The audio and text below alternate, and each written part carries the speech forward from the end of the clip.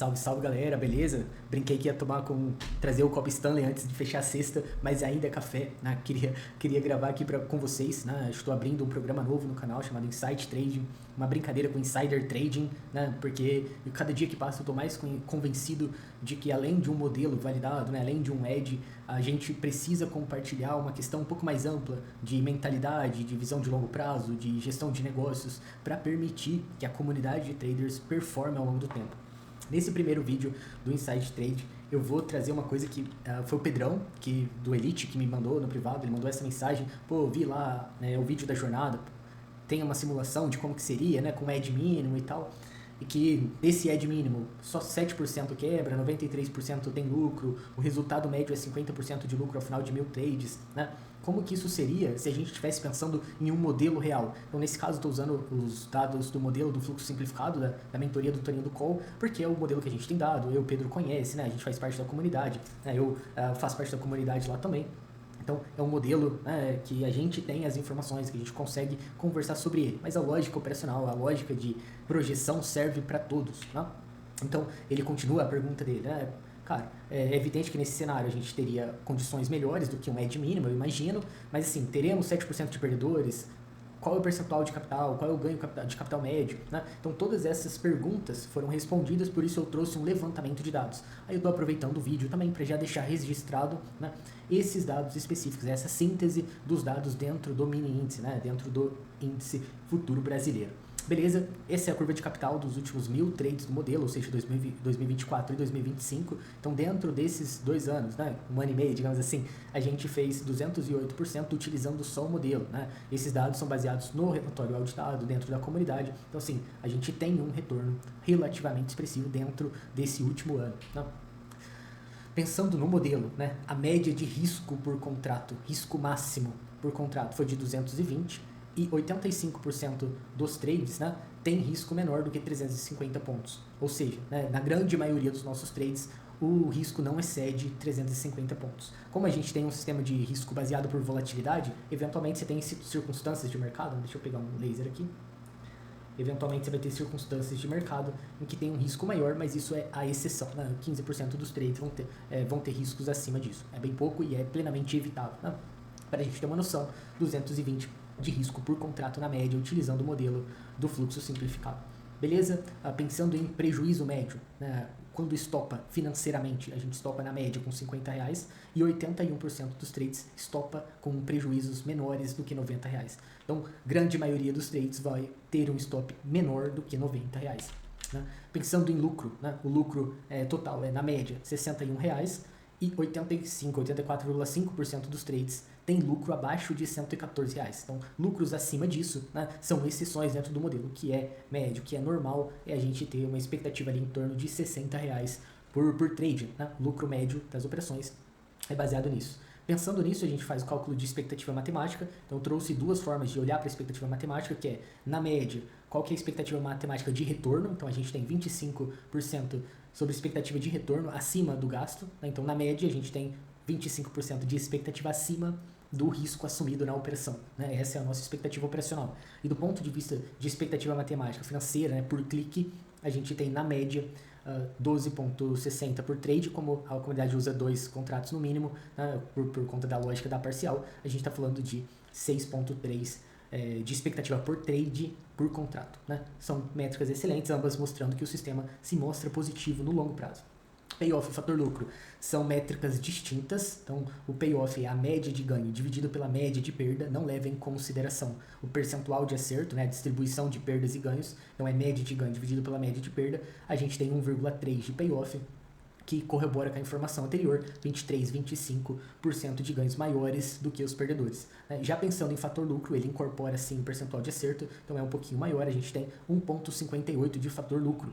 Para projetar, né, eu vou utilizar a menor métrica entre as duas para facilitar o meu cálculo. Né? Eu não vou usar o fator lucro, né, vou usar o payoff para garantir, né, uma projeção um pouco mais conservadora do que poderia ser. Né? Então, né, entre as duas métricas eu vou usar a menor para garantir aí, uma projeção satisfatória e dentro de uma margem de erro da projeção. Né? Vamos usar 1,23 como payoff. Então lá no vídeo eu fiz 1,1, aqui a gente está trazendo um dado real dos últimos 1000 trades da comunidade. Né? O payoff é 1,23.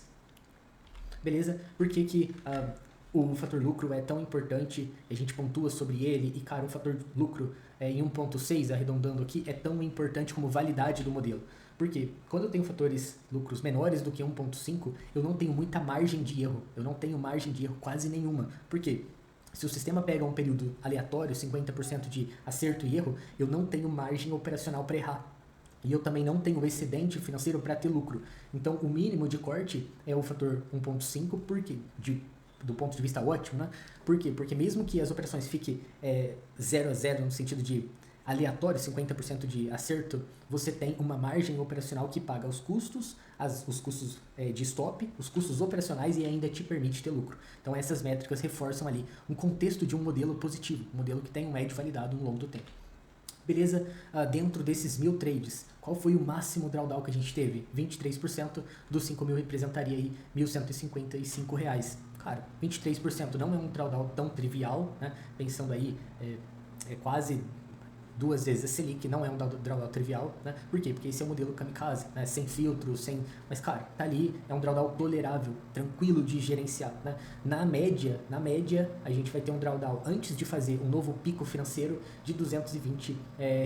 Cara, isso é extremamente tranquilo. Pensando em 5.000, antes de fazer um novo máximo na curva de capital, a gente fica negativo ali R$200, 200 ou R$500 que seja, né, para englobar o segundo desvio padrão aqui, mas nunca mais do que isso. Normalmente, depois disso a gente já volta a pegar um contexto favorável de mercado, já volta a ter retorno novamente. Então, o drawdown é um sistema controlado dentro do modelo. Aqui eu trouxe uma forma de ver o percentual de acerto extremamente diferente, porque eu gostaria de pontuar isso aqui nesse vídeo. Hoje, depois de 1000 trades, o percentual de acerto do modelo está em 56,3. Essa é a métrica atual. Só que, ao longo do tempo, ele foi sendo reduzido. E por que isso importa? Porque se você pesquisar a lei dos grandes números no Google, você vai ver um gráfico com uma linha vermelha, bem parecida com essa daqui, indicando que quando você tem poucos dados, poucos trades tabulados, a chance de você estar errado naquele seu dado é muito grande. Você precisa de mais dados para se aproximar da verdade. E essa questão é sempre uma aproximação da verdade. E por que eu estou pontuando isso um pouco mais demorado aqui? Porque, cara, 95% dos traders, quando começa a ver o percentual de acerto dele caindo, começa a ficar assustado, quer trocar de modelo. E, cara, você só está descobrindo qual que é o real percentual de acerto do seu modelo. Entende? Se você impede a sua descoberta da real faixa da taxa de acerto do seu modelo, você nunca vai descobrir qual é. Você nunca vai ter um modelo em que você sabe realmente qual é a taxa de acerto dele. Então você sempre vai estar inseguro. E essa queda na taxa de acerto aqui, cara, isso aqui mata trader mais do que stop, mais do que falha de leitura, mais do que gerenciamento de risco.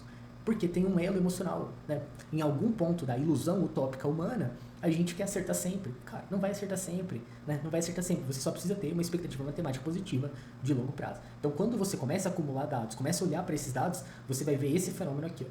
Uma faixa de erro muito grande. Pô, a pessoa aqui dos 100 primeiros trades estava olhando e falando, caramba, meu modelo tem 75% de acerto, caramba, isso aqui projeta pra lua. Só que depois que você vai acumulando dado, você vai vendo que, cara, você estava numa fase boa do mercado, agora vamos enfrentar a realidade, vai ter outros ciclos de mercado, vai ter fases em que o modelo não vai performar, então você vai se aproximando do real. Dentro da inferência estatística, a gente tem a possibilidade de achar um intervalo de confiança. Basicamente, ele pega o conjunto de dados, 1000 trades, a taxa de acerto em 56,3 e me responde o seguinte, com 99% de probabilidade de estar correto, o real parâmetro deste modelo está entre 51,8 e 60,7. Entre, eu não sei qual é preciso, eu sei que na faixa ele está entre 51,8 e 60,7. No momento está 56,3. Para projetar, o que eu vou fazer? Eu vou usar o menor dos valores entre payoff e fator lucro e vou usar a faixa inferior do percentual de acerto. Ou seja, feito a inferência estatística, com 99% de chance, eu acho que o mínimo de taxa de acerto que esse modelo vai apresentar no futuro está entre 51,8 e 60,7. Como é o mínimo, eu vou usar 51,8. Então, como eu vou projetar? Vou projetar com 51,8% de acerto e payoff de 1,23, com 1% de risco. O que é essa simulação? É pegar 1000 pessoas, 1000 traders, e pedir que cada um faça 1000 trades, 1000 operações. Então, eu tenho 1000 pessoas e cada uma fez 1000 operações. E eu projetei que todas essas operações foram usando 1% de risco por trade. Depois de 1000 trades, 1000 operações, 1000 pessoas diferentes, zero mortalidade. Não existe mortalidade operando esse sistema. Não tem como quebrar o capital inteiro usando esse sistema e usando 1% de risco. Cara, essa é uma informação relevante. Né? Uma informação relevante. Usando 1% de risco, você não tem nenhuma chance de apresentar uma mortalidade.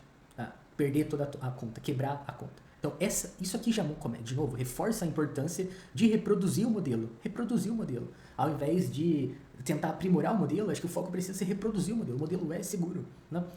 Beleza. Pensando na lógica que a gente utiliza na comunidade, a gente utiliza 2 contratos, normalmente em torno de 5.000, dentro da lógica dos relatórios, dentro da lógica das métricas, até para poder englobar todo mundo. Pensando em 2% de risco, cara, a gente ainda tem a mesma lógica, 0% de mortalidade, 2% de risco. Né? Se a gente vai para 3, aí sim, sai do zero e começa a ter 0,1% de mortalidade. Pensando na comunidade, a gente usa essas 3 faixas de risco. Como a gente tem o stop baseado pela volatilidade, até 3% está dentro do que é seguro operar, mesmo projetando a menor faixa de acerto e a menor expectativa de payoff. Cara, isso aqui precisa ser levado em consideração. Qual é a dificuldade de reproduzir um modelo que te dá longevidade, que te dá sobrevida no mercado? Se você está quebrando contas, se você está perdendo contas, né, chegando a zero, fica evidente de que você não está operando o modelo. Você está operando qualquer outra coisa, com qualquer outra lógica, mas este modelo você não está operando. Né? Então, projetado com 5, a gente vai para meio de risco e aí 10% aparece o 7% de mortalidade. Ou seja, com um ajuste mínimo no percentual de acerto e no payoff, a gente já tem uma garantia de sobrevida nos patamares adequados de risco. Obviamente que 5 e 10% são sistemas de risco extremamente alavancados e a gente não recomenda. Né? Normalmente a gente recomenda ali entre 1 e 2% mesmo, justamente para garantir longevidade para esse trader que está chegando, para esse trader que está aprendendo. Né? E aqui eu fiz uma coisa extremamente prazerosa. Eu peguei os 1000 traders e separei eles em 3 blocos. O primeiro, que eu chamei de A+, é os 50% dos trades, os 500 traders que performaram melhor. Performaram melhor depois de 1000 trades. Cara, esse cara, depois de 1000 trades, usando o modelo, tem uma expectativa de retorno de 195. 195. Cara, a gente pode ser ele? Pode. No futuro, a gente não precisa ser ele sempre. Vamos pensar no player normal, que é a média de todo mundo. Vamos se ponderar pela média. A média de todo mundo, depois de 1000 trades, tem expectativa de 156% de retorno. Cara, isso é um balaio de dinheiro. Um balaio de dinheiro. Mas, cara, não vamos nem olhar para ele. Vamos pensar no trader B, que é os 500 traders com os piores resultados depois de 1000 trades, depois de 1000 operações. Cara, esse cara ainda tem 118% de retorno depois de 1000 trades. Cara, qual que é a dificuldade? Você entende? Toda a dificuldade está no curto prazo. No longo prazo não existe dificuldade. A dificuldade é a gente conseguir atravessar o curto prazo com uma disciplina reproduzindo o modelo. E o Pedro me pediu para projetar a expectativa de retorno. Cara, eu acho que dentro das projeções, especialmente dentro do mercado, a gente precisa subestimar as operações para ganhar uma margem na projeção, uma margem de segurança na projeção. Se vir superior, cara, beleza. Mas e se vir inferior? Então não vamos nem pegar nem o player A, nem a média e nem o player B. Vamos pegar o player C. O que é o player C? É os 100 traders com os piores resultados dentre os 1000. Os piores, os 100, os 10% inferior de retorno, vamos pegar esses caras. Esse cara, o player C, ainda tem 96% de expectativa de retorno depois de 1000 trades. Cara, é isso, é sobre isso, assim. Não precisa ser um gênio de mercado, precisa ter disciplina. Por quê? Porque nenhum desses caras em nenhum momento fugiu do modelo. Nenhum desses caras em nenhum momento fugiu do modelo. E eu acho que essa é a grande questão, né? É uma questão sobre disciplina. E pensando em lógica, do porquê que vale a pena tomar risco? Cara, se não for para ganhar pelo menos 2 vezes o que é livre de risco, e aqui como livre de risco eu usei a maior Selic dos últimos 5 anos, se não for para ganhar pelo menos 2 vezes, cara, nem toma risco, nem vale a pena tomar risco, entende? Para tomar risco você tem que ter garantia de que você vai ganhar mais do que pelo menos a Selic, do que 2 vezes a Selic para compensar o seu risco. Projetando o trader C, o C, não o A, o C. Projetando o trader C, a gente tem expectativa com o modelo de um retorno de 60% ao ano. Cara, cobre mais do que cobre a margem de segurança que a gente precisa para tomar risco. Então, é um modelo que te incentiva a tomar risco. Te incentiva a tomar risco por quê? Porque a expectativa de retorno dele é suficiente para justificar a tomada de risco. Agora, por que eu não vejo traders dentro da comunidade tendo esse retorno no ano? Por isso daqui, ó. Cara, esse mesmo sistema que pagou 60% no ano na projeção, Esse mesmo sistema que pagou 200 nos últimos 20 trades, ou nos últimos 1000 trades, esse mesmo sistema que vocês viram o relatório, que vocês têm auditado os dados, que vocês reconhecem as entradas, apresentou isso daqui, ó. Nos últimos 1000 trades, só 518 foram positivos. Todos os outros, ou seja, 400 e larai, 400 foram negativos. Isso aqui é esperado. Quando você olha a taxa de acerto e fala, pô, tem 51,8%. E olha isso aqui, cara. Vamos no C. Depois de 1000 trades, a gente vai ter 96% como expectativa de retorno. Com 51,8% de taxa de acerto. O que isso me diz? Que, cara, de cada 1000 trades, 480 vai estopar. E vai estopar. Eu espero que estope. Faz parte do que eu tô vendo aqui como evidência. Só que qual que é a dificuldade de aceitar algo que é esperado? Fala pra mim. Porque isso é esperado, né? Não é um segredo de que a gente vai estopar. A gente vai estopar. E vai estopar metade das vezes. Basicamente metade das vezes. Qual que é a dificuldade? Né? Porque não é sobre trade, não é sobre lógica. Porque se fosse sobre trade, sobre lógica e sobre finanças, viabilidade econômica. Tá aqui, vale o risco. Entende? A operação vale o risco. Se fosse sobre lógica e sobre dinheiro, a gente não precisaria ter essa conversa. Então, se tem viabilidade, se tem uma projeção positiva, se você tem evidências disso, a única coisa que me faz pensar, que constrói, não me faz pensar, eu também passei por isso, né? Que é a dificuldade de aceitar essa parte da vida do trader que é tomar stop todo dia. E a única razão pra gente não conseguir fazer isso é porque a gente tem vínculo emocional com a perda. A gente não consegue aceitar que faz parte da profissão tomar stop. Não só faz parte, é esperado. Para ter o retorno que a gente está olhando aqui, ó, isso aqui é necessário passar por isso no dia a dia. E a gente não consegue, a gente tem dificuldade. Então, você vai olhar a sua taxa de acerto caindo, você vai olhar a quantidade de stop. Cara, você vai ter dificuldade de aceitar isso. Mas é necessário passar por isso, é necessário ressignificar o stop para a gente conseguir ter na nossa conta o retorno esperado fornecido pelo modelo. Cara, isso eu gostaria de encerrar a semana contribuindo com esse pensamento. É simplesmente sobre aceitar a realidade do mercado, sabe? Para conseguir construir dentro da conta esse tipo de retorno. E aí, por último, né, eu gostaria de deixar só essa pergunta para ser um pensamento do Insight Trade, né, do primeiro. Que se o trade não fosse sobre ganhar, sobre acertar, sobre perder, sobre errar, se o trade não fosse emocional, né, não tivesse esse vínculo emocional com o stop, e ele fosse avaliado, se ele fosse um trabalho só de reproduzir um modelo, ele ainda seria trading para você? Ainda faria sentido operar? Porque se sim, cara, tá tudo na mão. Entende? Tá tudo na mão. E talvez a satisfação como trader que todo mundo procura esteja na disciplina de conseguir reproduzir o modelo. Só que reproduzir o modelo significa que você vai ter isso daqui na sua conta. Significa que você vai passar por isso. Você vai precisar aceitar passar por isso no curto prazo. Porque no longo prazo, você quer construir esse tipo de retorno na sua tomada de risco. Então, vou encerrando aqui, mas dentro do final de semana e na estruturação da próxima semana, pensa nisso. Como que seria o trading para você, a profissão, o seu dia a dia, a sua gestão emocional, se simplesmente transformasse o seu trading num trabalho de reproduzir um modelo estatisticamente válido. Possivelmente isso aqui mudaria o seu jogo e mudaria a sua relação, tanto com o dinheiro, né, que efetivamente viria para a sua conta, quanto sua relação de satisfação com o mercado, independente de tomar vários e vários stops no caminho. Galerinha, acho que era essa a contribuição. Muito obrigado pela pergunta, Pedrão. Foi excelente ali, consegui elaborar ali uma resposta para você. Fico aqui à disposição. Cara, tamo sempre junto. Um grande abraço. Até semana que vem. Tchau, tchau.